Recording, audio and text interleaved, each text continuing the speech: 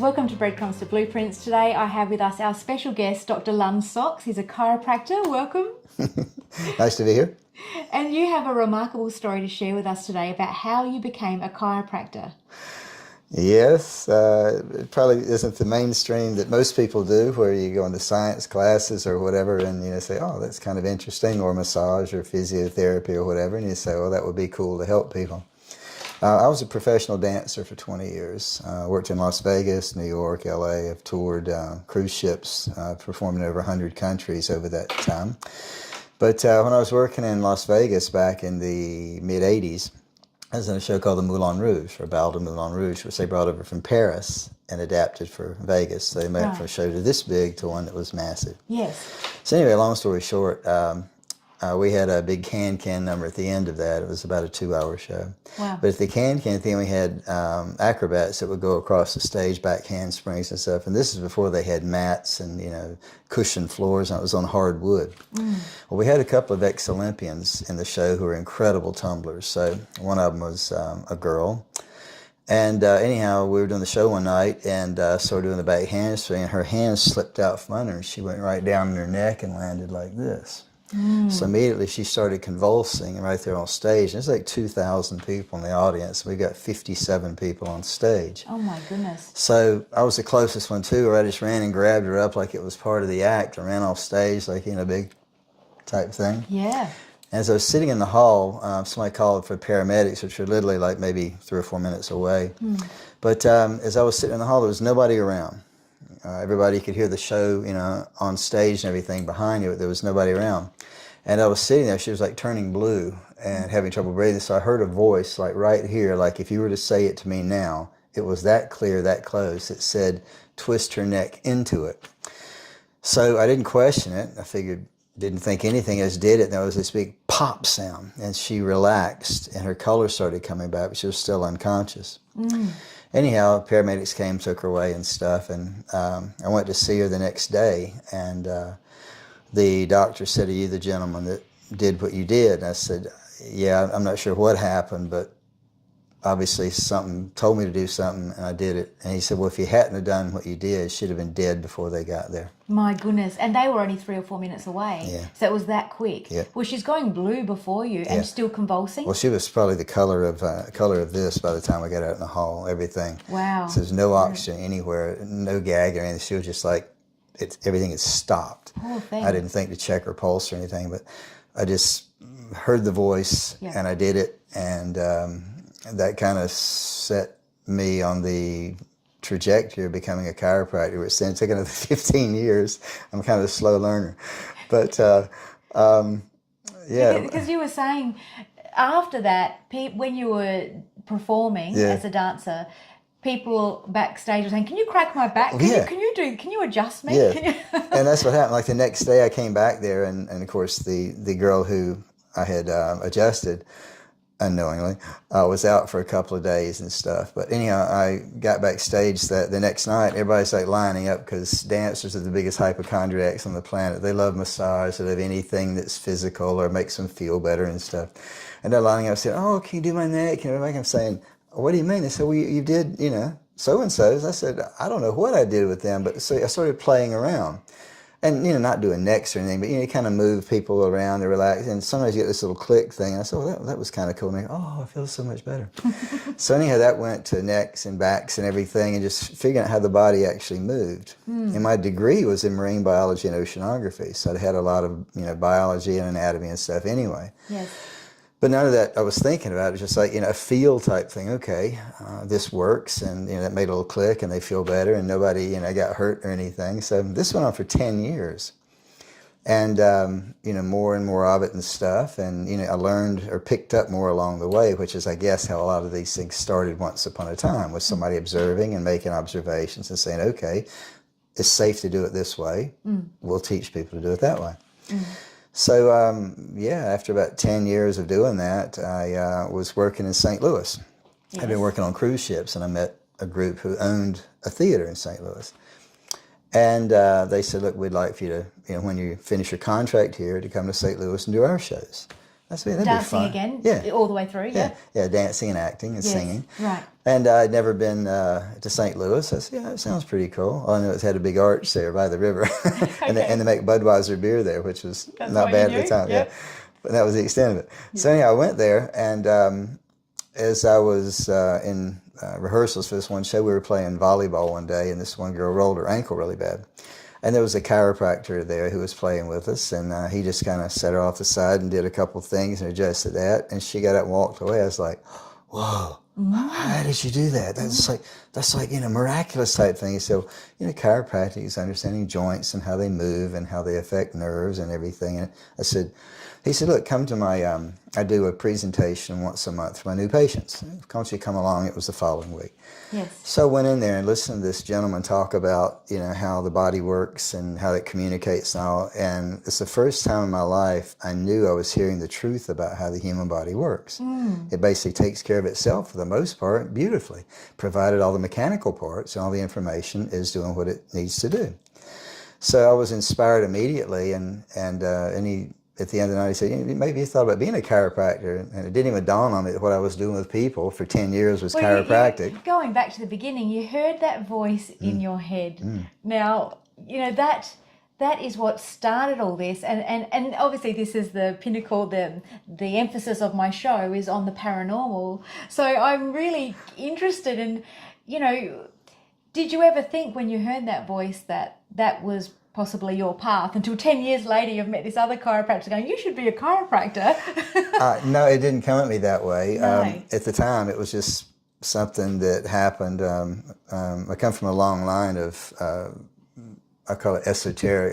They're basically ministers, Lutheran ministers, 5 in the family. We're not religious, but it was like, do the right thing, look after, the next guy. And, there's unseen hands that work all around us. We were raised that way. And it's like, like sitting at a stoplight and it turns green and somebody says, don't go yet. And you see this truck, run through it when it cleans you up. These are the type things I'm sure you're talking about. Yes. And there's a matter of degree with that, I guess, with people's sensitivity and experiences and beliefs, I guess, as well. But I've had a whole number of these things in my lifetime, looking back, that were, at the time, they seemed as normal as can be.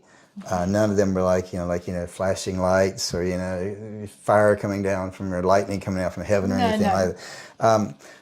The biggest thing I had, that was quite amazing, because that actually set me on a life path of being able to help people and go anywhere in the world I can. I want to go with all I've got up here and what I've got here. And I remember saying as a kid, when I was 6 years old, and my granddad, he said, what are you going to be when you grow up? I said, whatever I do, I want to be able to go anywhere in the world and, have everything I need in my hands and my head. And it took me being a chiropractor for like 10 years. I realized one morning, wow, that's exactly what happened. And I said some other things when I was about 6 or 7 or 8 years old as well. I had no reason saying, I had no maturity at all. And then they were like, I remember saying to my granddad as well, he was my hero growing up. I said, I know probably in life I'll do something really significant, but it probably won't happen until much later on. And you said that out of the blue as a little kid. And I remember hearing myself saying, I said, why am I saying that? This is kind of weird. Yeah. And I said, I probably won't get married till much later in life as well. I'll probably live a lot of life, and then I'll find Miss Right instead of Miss Right now. And then I'll settle down and that'll be it. Yeah. Both those things are exactly the way it happened. And it's like... And how old were you roughly when you said that? Between 6 and 8 years old. 6 and 8 years old. Yeah. It was incredible. But this one thing that happened to me, another thing in Vegas, I was 27 years old. Yeah. And there's a lot of things that happen to a lot of entertainers when you're 27, like the 27 Club, like Janis Joplin and Keith Coburn. They basically expire at those ages, which is terrible. But anyway, I was 27 and in the Moulin Rouge, and in between shows one night, I had an audition coming up. So I went to this copy shop, which is about a mile away. We had 2 hours between shows, so I went there, and I remember standing in line. There was about 6 or 8 people, and there was nothing that seemed weird at all. It's like I'm standing in line in a copy shop and getting ready to get a piece of music copied so I can tape it together to take it to my audition tomorrow. Well, anyway, I was standing in line, and there was a couple people. There was this little guy I thought was not a midget, but a very short guy. in like a tuxedo that was all beaten and really wild hair and all. And there was this guy missing an arm, and they were discussing the Vietnam thing and all that. And I'm listening to these arguments going back and forth, thinking, I'm glad I'm not talking about that kind of stuff. Yeah. So I got up to the counter, and the lady says, "Oh, I'm sorry, I can't copy that. That's copyrighted." I said, "Everything here is copyrighted. It's called fair use." Yeah. And so I can't do it. I just stared at her. And she goes, "Next." I went like, well, this sucks. Yeah. So anyhow, I was getting ready to walk out the door, and the little guy who had on the tux, he just probably looked like he was in his 70s maybe, curly, blotchy gray hair and stuff, like Einstein maybe. Okay. So anyhow, I'm walking up, he said, he just tapped me on the shoulder. He said, "Excuse me, I've got an office a couple doors down." And said, "If they won't do it, I'll be happy to copy it for you, and I won't even charge anything." And the lady behind that kind of heard. I just went kind of like, "Show you." Nice. So anyway, that's amazing. So anyway, long story short, so he had this box of things. He had these notebooks printed up. So I carried them, to his office. And I walked in there, and there was a room about twice the size of yours here, but he had this big blackboard here, and it had a big pyramid on it. It said, like, God's law, 10 commandments, and then the rest of the pyramid. The whole room was full of law books. He was some kind of lawyer or something. And he said, the funny thing is, that one thing you see at the top, this is all the interpretations about that one thing that should be common to all of us. Anyhow, cutting it down, we had a chat for about an hour and a half. We talked about a whole lot of different things. I was having some tax concerns, and he gave me some good advice. Then he said, before I left, he said, "Look," and his sign out front over the door said, "Freeman U." Not university, just Freeman U. And when he, I forgot this part, when he introduced himself, he said, "I'm John Freeman, bearer of truth." And this is in the copy shop. So anyhow, so he said, "Look, I do this course 4 times a year, different places around the world, or the country, and it's $400, and here's a brochure." I said, "Oh, cool, thank you very much." So I went back, and I put it in the glove box of my car and locked it, which I always did. So anyway, go back to the show, get ready for the second show, and usually if something like that happened, everybody's like, gathering around to see what happened. And so I tried telling, like, "I had this amazing thing. Oh, sorry, I don't have time now." And somebody else, "Oh, yeah, this one's, oh no, I've got to go." It's like, what the heck? This is like really cool, and nobody's interested. Nobody's interested, yeah. And the bottom line was, it was for me. It was for you. Not for them. Anyway, so about a week goes by, and I say, maybe I will take that course. He said it's tax info and this and that. Any info is going to be good. And so I went to get out of the glove box. Wasn't in there. I said, "Well, that's weird." So I just go back to where his office was. I went back there, and nobody had been there in 18 months. Not even the same floor plan. I went in the copy shop. Hang on a minute, I'm confused. You went back to the office. How long after? A week. 1 week, but nobody had been in the office? For 18 months. And how did you know that?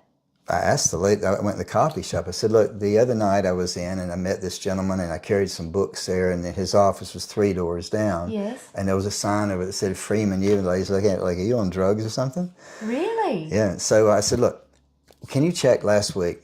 It was a big job you did. I don't want to know who or what it was. Just you do a big job that were like notebooks that were printed, like for a seminar or something." And she said, "Well, I'm not supposed to." I said, "Look, I don't want any details. I just want to know." And she said, "No, there's nothing like that from that day." What had happened, I suspect, was I stepped across the veil into maybe, I don't want to say another dimension, that sounds too cosmic, but something happened physically. Yes. Where I was there like this, like with you, sitting, talking to this gentleman, and this wonderful exchange took place. And the minute she said there was nothing like that, and I saw the room, my head just went like, and it was the most amazing thing. And it wasn't anything... Like you time traveled or jumped into a parallel life or... Yeah, but it happened exactly that way. There was no exaggerations, no adding or subtracting anything. It was just... No, well, I know you. You're an honest man. You're not going to make up a story just for the hell of it. I couldn't make that up anyway. You anyway. couldn't make that up even if you tried. I mean, you see it in the movie and all, but, that's Hollywood. This is just me, average Joe, Yeah. But it did happen that way, and since then, there have been esoteric people and people who can, see and talk to things, as you know, like my wife's, like my mother-in-law. She's incredible that way. Yes, I've interviewed your mother-in-law. Yes, yeah. And she loved it. Yeah. But, so, people explain things as time goes on. You figure, well, if it can happen, it probably does. And I guess I was fortunate enough to have that happen. And another funny thing had happened before I came in off the ships to become a chiropractor, when I did that thing. I worked on the ships. We were out, it had been really stormy and everything, and our choreographer had come on. She was giving everybody a really hard time, and everybody's just like feeling like completely beaten up by it, because people like that come in with attitudes and stuff, and you can be doing the greatest job in the world. It's not good enough. Not good enough. Because you got people who are paying good money to go out there, and they want to be absolutely perfect, which we were, but they want to make sure that you're perfect. Yeah. Anyway, so we had to host tables as well, and there was this one table, and they were just, I tried everything in the world to relate to them. There was just nothing there. I could be polite and all, and you'd ask them a question, give you a one-word answer. Oh, what do you mean? Yeah, good. And this is the way it was for a week. Right. So this particular night, I said, I just can't do this tonight. So I ate quickly and excused myself and was going back to my room. And as I was walking in the hallway, again, there's nobody in sight, nobody around, and I felt this arm on my shoulder. Somebody was standing here with an arm on the shoulder. I couldn't turn and look at them, but in my mind's eye, John F. Kennedy was my hero as a kid. John F. Kennedy was walking by with his arm on my shoulder and said, hey, it's okay. You're going to be fine with all this. You got this.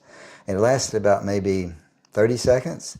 I felt the pressure, everything, saw the hand and everything. Saw the hand, felt the pressure on your shoulder. And you've stopped at this point going, what's going on? Or you're walking and feeling it as you're walking down the corridor? Walking as I'm going on, yeah. And it was the most bizarre thing. And I remember the energy was just like, it went from like, kind of like this to like bouncing off the walls. Wow. And it was just like, here again, I felt everything kind of go, just expand type thing. But those are the three biggest things I've had in my life that I remember. Yes. But they change you. They help you to understand that which we don't see with our eyes, but you see with other parts of ourselves or perceptions or whatever. That's it, the intuition, and that there's a deeper knowing within all of us. And we were speaking earlier about the reverse speech interview I did. Yeah, that's amazing. It is, and he was calling that the seventh sense. Wow. And we were talking about exactly what you've just brought up now, that there's so much more to us that we just don't know. We can't see, touch, smell, taste, or feel it, but it's there. We have these unbelievable occurrences that change our life and make us aware that there's more to us. Well, there's little things that you kind of pick up, and you probably know a lot of this as well. Like your soul weight is supposed to be 28 grams. Yes, like they've had people I at the time of passing. It's like everybody, the hundreds and hundreds of people, the weight changed on the scales by 28 grams at the point of passing. And then you've got things like quantum physics. It comes out and says, in the same way light is like little particles coming out, thought is the same thing. Yes. They have energy, they have mass, they go out, and it's like this magnet. You send them out, they go around, loop around, they come back. You're speaking my language. Yeah, hence, you be careful what you wish for. I'll share one other story as well. There was one I forgot about. When I was on the ships again, had to get from the West Coast to the East Coast. So the ship docked in San Francisco. I had to get from San Fran back to Raleigh, North Carolina, which is technically about a 3-day trip. Anyhow, we got in San Fran. It was really hot and humid and muggy and everything. And we get about maybe an hour down the road, and the bus conks out. Everybody's getting off and whining and all that kind of stuff. Well, there was this old black man on there. It looked like to me like he'd been ex-military or something, the way he carried himself. Anyhow, he would get off the bus and all, and I go out to find a shade tree, and I always kind of look at each other like regarding everybody else, like they're really. They should relax type thing. Yeah. So anyway, we got back on the bus. They brought us another one. We went from there all the way to Salt Lake City, Utah. We changed buses. Anyhow, we get off again, and people are whining and moaning, and kind of look again. Anyhow, about a couple hours goes by, and all these the Mormons are coming, giving everyone brochures and stuff like that, saying no thank you. And they were very polite, no problem, not like some people do. And he did the same thing. Thank you very much. So anyhow. We go to get on the buses to leave, and we're in lines side by side. He's getting on one bus to go to Chicago. I'm getting on another one to go from Utah to Colorado to get the next one. So there, he says, young man, I'd like to tell you something. A couple of things I actually said. Between those two ears of yours is a world you cannot even conceive yet. And the other thing is that when the student is ready, the master will appear. And he turned and got on the bus, and my head just went, out of nowhere. Here again, out of nowhere. It's like the universe saying, you need to know this now, and you're not the sharpest tool in the shed. Incredible. Yeah, but I'll never forget those things. And they did change me. They opened my mind.